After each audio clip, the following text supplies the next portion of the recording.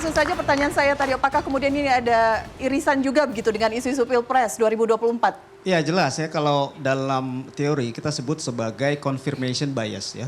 Karena kalau kita lihat pemilih Pak Anies dan pemilih Pak Ganjar itu adalah pemilih yang paling banyak kalau dari total 12,2% ya. Karena di survei kita menunjukkan bahwa ada 12,2% yang percaya. Kalau di surveinya Mas Burhan kurang lebih sekitar 16 sampai 19% ya.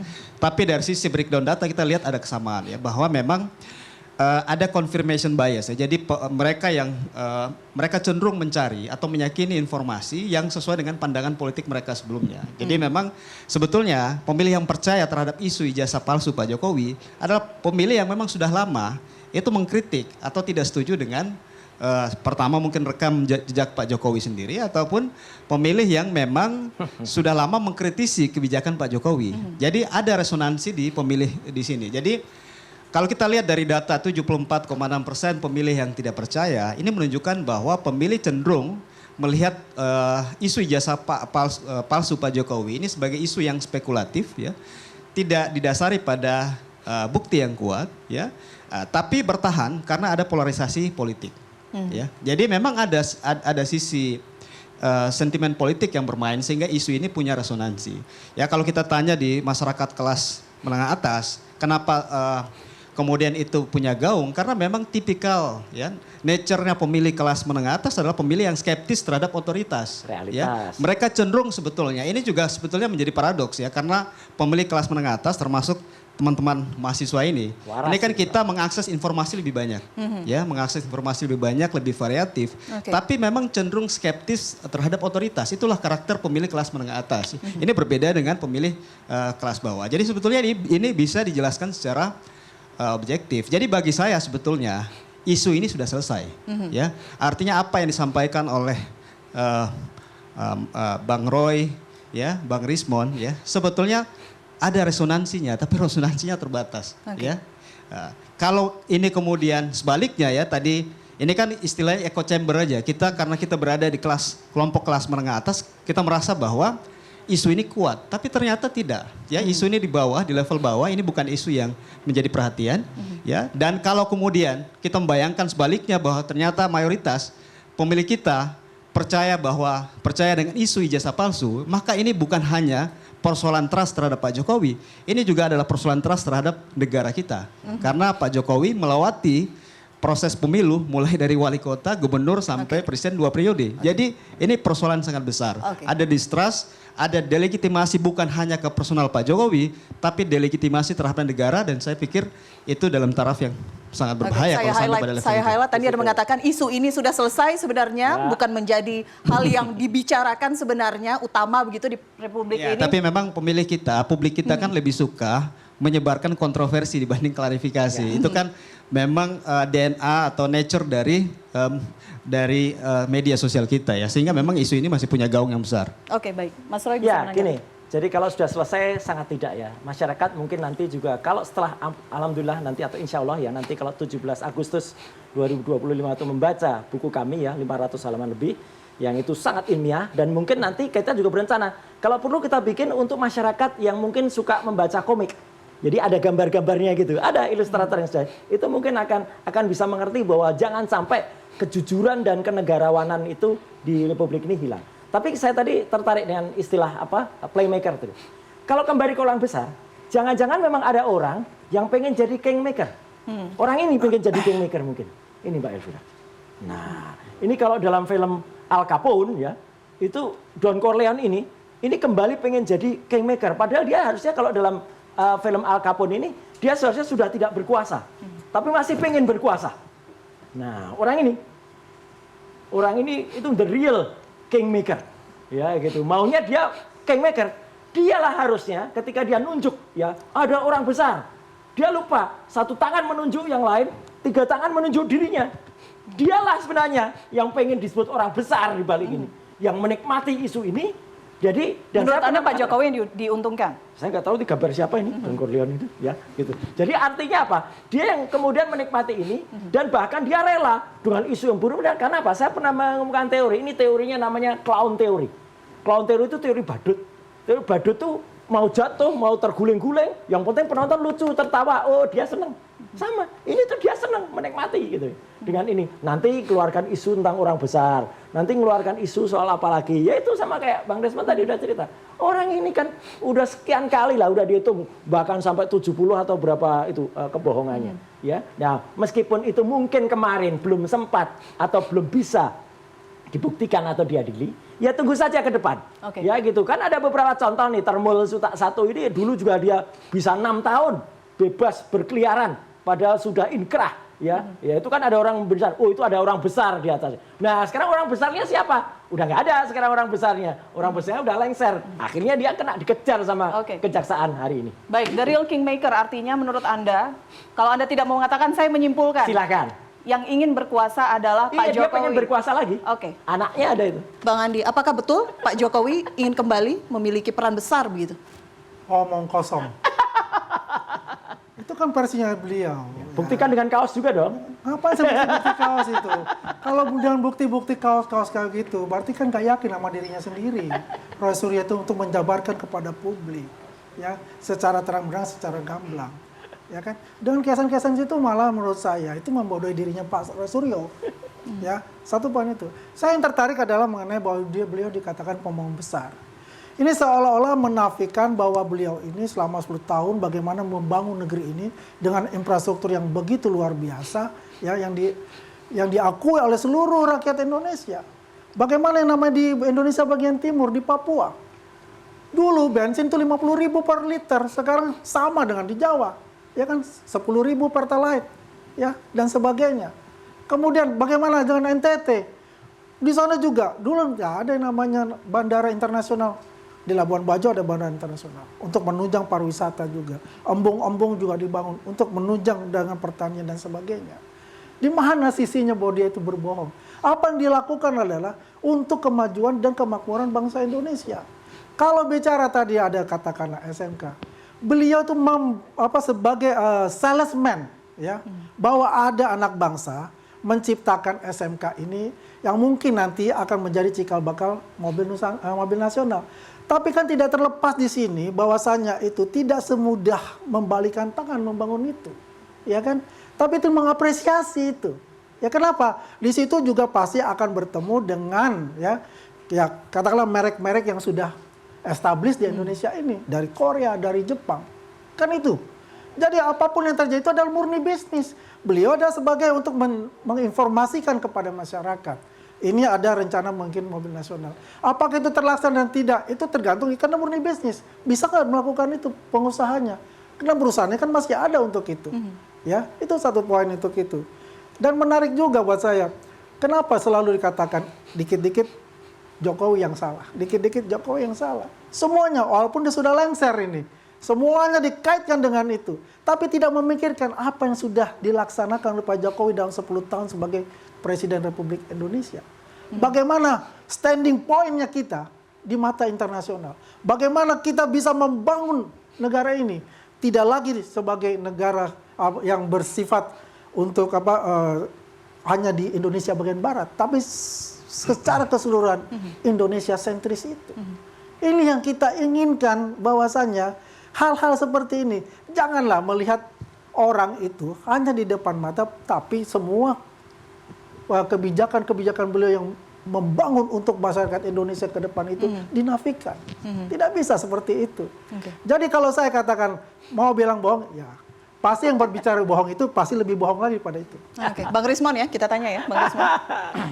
Mungkin lupa OCCRP. Nah itu. Ya, Presiden terkorup. OCCRP itu sudah selesai. Anda ngomong. Silakan. Ya. Presiden OCCRP, kenapa nggak dituntut di sana pencemaran nama baik? Ya. Ke Belanda sana. Dituntut, harusnya relawan Jokowi harusnya paling sakit hati kepada OCCRP. Di label pemimpin terkorup nomor 2 atau nomor 3. Itu kan paling menghina itu, bukan hanya Jokowi yang terhina. Rakyat Indonesia itu terhina sehina-hinanya, serendah-rendahnya, punya pemimpin yang banyak janji ternyata OCCRP melabeli menjadi pemimpin terkorup nomor 2 atau nomor 3. Itu bukti numerik itu, ya. Silakan kalau dibantah ke Belanda sana. Yang kedua, Saya ingin mengomentari tentang data sampling dari survei ya. Karena memang keakuratannya tidak ada evaluasinya. Berapa persen keakuratannya itu kan klaim margin of error sekian. Coba kita perhatikan. Dari 280 juta orang, cuma 1.200 sampel. Ya. Itu 1 dibanding 280.000 itu, hampir. Atau 1 dibanding 250.000. Bayangkan satu data bisa mewakili 250.000 sampel. Itu secara statistik sebenarnya main-main. Gitu loh. Karena ya bagaimana mengevaluasi keakuratan tadi itu sampling yang 74 sekian persen itu tidak tidak percaya Jokowi palsu, terus sekian cuma sekian yang percaya ijazah Jokowi asli. Bagaimana mengukur keakuratan itu? Ini kan seperti menggiring opini. Ya sudah sekian persen percaya saja. Mana sampelnya? Itu cuma 1.200 dari 280 juta. Jangan diklaim itu akurat. Mana uji keakuratannya? Itu loh. Kalau saya lebih percaya bagaimana web crawling sekarang ya itu kan survei itu mencari dinamika sosial atau politik itu sudah cukup jadul itu. Sekarang ada web crawling, ada web mining, ya. Di situ lebih lengkap, semua orang sudah pegang medsos, berapa ratus juta sekarang penduduk Indonesia yang punya HP. Itu data tersebar di web. Makanya saya bilang, ya ini dibantah dengan data-data web juga. Ya. Itu lebih representatif daripada yang sudah konvensional. Dan ini biasnya sangat besar. Karena apa? Semakin kecil sampel, maka biasnya itu semakin besar. Itu pelajaran statistik yang saya pelajari. Jadi jangan diklaim 1.200 sampel ini langsung ditampilkan tadi itu. Tidak percaya, tidak jawab, tidak. Ini kan secara statistik mujizat ini kalau benar itu keakuratan. Saya ke Mas Haji ya sebelum nanti juga direspon oleh Bang Andi. Sambil kita tampilkan juga di plasma kami, silakan Mas. Iya, pertama saya pikir yang kecurigaan terhadap atau keraguan terhadap hasil survei itu hal yang lumrah, ya. Dalam demokrasi yang membedakan antara seorang intelektual dan seorang buzzer adalah cara kita membuktikan keraguan itu, ya. Apa yang disampaikan oleh Bang Rismon ini sebetulnya udah 15 tahun lalu. Jadi saya pikir telat kalau Bang Rismon mempertanyakan soal metodologi ini ya. Karena ini sebetulnya satu perdebatan yang sudah terjadi 15 tahun yang lalu ya. Itu yang pertama. Yang kedua adalah saya pikir ada data pembanding. Kalau kemudian meragukan data ini, kalau kemudian Bang Rismon bisa menyajikan data pembanding yang lain, saya pikir itu lebih baik. Jangan-jangan Bang Rismon lebih percaya polling di kolom komentar YouTube dibanding polling 1.200 responden. Karena 1.200 responden itu sebetulnya secara metodologis itu sudah tepat ya. Kalau butuh diskusi lebih panjang, saya pikir nanti kita butuh sesi yang lain untuk bicara soal metodologi ya. Poin saya adalah survei ini sebetulnya menunjukkan kepada kita semua, kepada publik ya, bahwa tadi yang saya katakan ya, mungkin kita berada dalam posisi semacam echo chamber tadi ya, karena kita bergaul dalam kelompok yang sama sehingga kita merasa bahwa isu ini punya resonansi yang kuat ya. Tapi kalau kita lihat data ini sebetulnya kan pemilih kita, publik kita kan bukan hanya masyarakat kelas menengah yang mengkonsumsi media sosial, tapi publik kita ini kan secara luas. Mereka yang menikmati media sosial di kalangan pemilih bawah ini tidak kemudian mengikuti berita-berita politik ya. Mereka yang mengikuti berita politik, talk show ya, podcast ya, atau mendengar berita-berita politik di media, ini porsinya hanya kurang lebih 20% dari total populasi secara nasional ya. Jadi ini sangat logis. Jadi saya pikir kalau Bang Rismon baru sekarang mempertanyakan soal metodologi itu ya sekali lagi sangat telat. Sudah 15 tahun lalu Bang kita diskusi soal metodologi 1.200 itu. Makasih. Enggak, soalnya juga gini Mas. Metode survei Anda itu juga saya juga tahu lah, saya juga baca metode. Itu juga sudah dilakukan semenjak lebih dari 10-15 tahun yang lalu, sama juga dengan ada responden, kemudian juga dilihat gini. Padahal sekarang ada metode yang jauh lebih canggih, jauh lebih sophisticated dengan tadi web crawling dan hasilnya sangat beda jauh ya. Saya sebut saja lah drone emprit misalnya. Itu sudah memotret dengan realita. Jadi ibaratnya supaya orang tahu ya, survei yang dilakukan ini surveinya masih secara kalau kita dibilangin secara manual, secara analog gitu ya gitu, terhadap sesuatu yang sifatnya digital. Gak apa Mas, kita nanti diskusi lebih tajam lagi. Artinya ini membandingkan antara analog dan digital, surveinya analog yang diselidiki digital. Maksudnya 15 tahun melakukan survei? Ya kan? 15 tahun. Terus yang akurat berapa persen?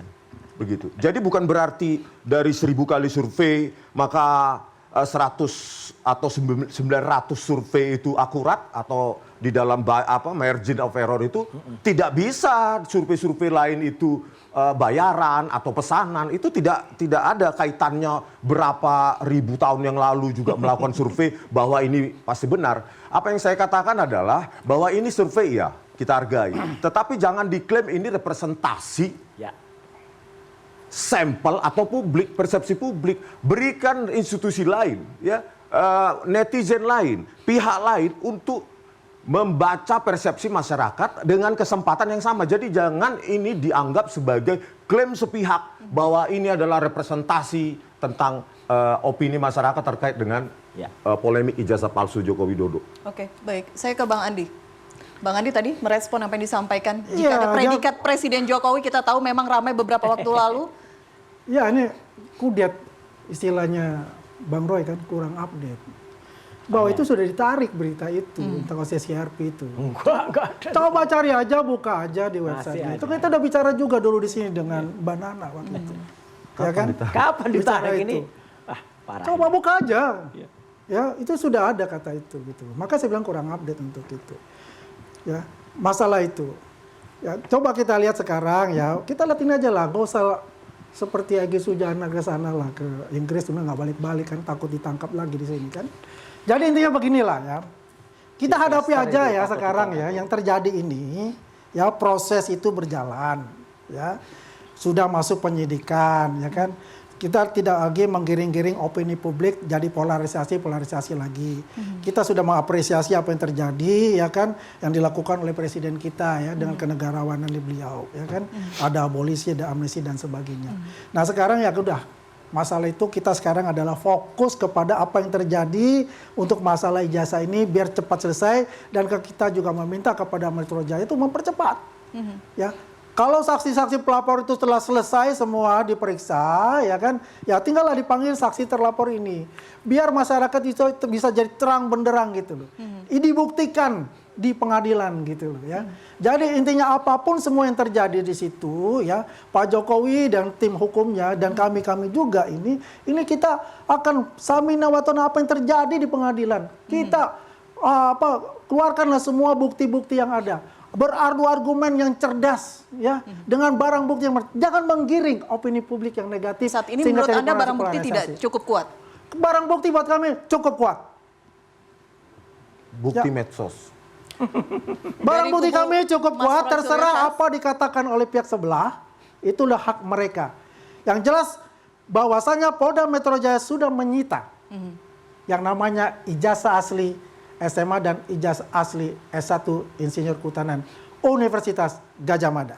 Oke. Nih, clear ya. Kalau kudet, ini ada betul nih pemberitaannya. Ini dari EI. Jelas betul. OCCRP tidak pernah secara resmi mencabut atau menarik nominasi Jokowi.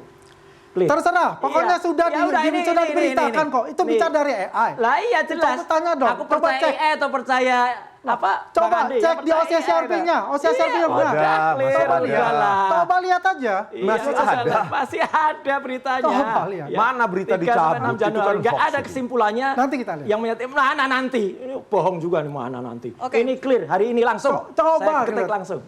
Oke. Nggak usah bicara itulah kita. Kita balik lagi fokus Nggak ya. usah Fokus, kita fokus. Baik, Terbuka baik. di sini. Kita Ya. fokus, Ketahuan bohong. kita fokus. Oke, baik. Bang. Saya justru mau fokus kepada apa yang dimaksud dengan mencemarkan dan fitnah dan kemudian buktinya mana begitu. Memang dalam mekanisme bukti itu adalah ada kewenangan penyidik untuk menyita. Tetapi untuk mengkonfirmasi apakah benar barang itu disita, kami akan menguji. Pertama kami uji dari saksi, yang kedua kami uji dari terlapor.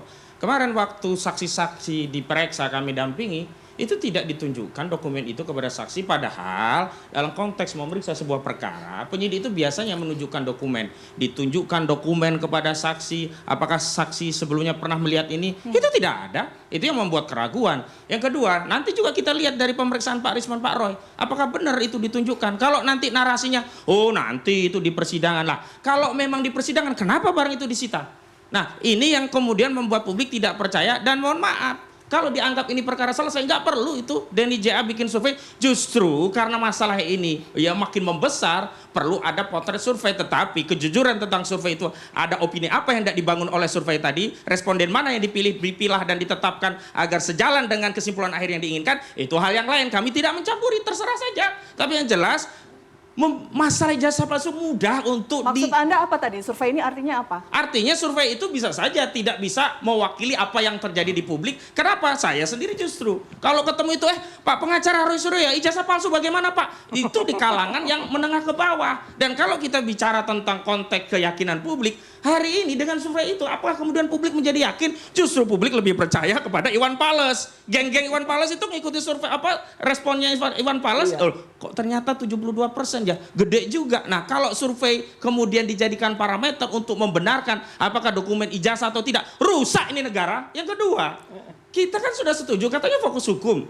Dan kemudian survei dikaitkan dengan Pilpres 2009. Cobalah disurvei bagaimana kondisi rakyat ini, apakah sudah tercukupi basic need-nya, sandang pangan. Enggak, lari-lari bolak-balik survei copras. Nah saya yang tidak setuju penelitian kami dikait-kaitkan dengan copras-capres, seolah-olah kami ada kepentingan politik. Ingat, ini kami nggak ada yang kemudian punya afiliasi partai politik, itu satu. Yang kedua, nggak ada dari kami itu yang menjadi komisaris, sehingga kami punya kepentingan politik, ada dekat dengan kekuasaan, agar apa? Posisi komisaris itu tidak lepas dari posisi kami. Baik. Jadi sekali lagi justru baliknya kepada saudara Joko Widodo. Kalau memang ada orang besar, hai saudara Joko Widodo, buktikan. Kalau memang tidak ada bukti, maka wahai saudara Joko Widodo, minta maaf secara terbuka kepada publik, cabut apa yang Anda nyatakan, dan saya anggap selesai. Tetapi kalau tidak, karena ini negara hukum, dan klien kami, betul ya Pak Suryo? Ya. Sudah menyalahkan kepada kami ya kewenangan untuk mengambil upaya hukum, baik secara pidana ataupun perdata. Secara pidana, kami pertimbangkan Baik. untuk melaporkan ketentuan pasal 28 ayat 2 Undang-Undang ITE. 28 Masih ayat 3 Undang-Undang dipertimbangkan, ITE. artinya masih dipertimbangkan. Oh iya, kalau dia kita kasih waktu,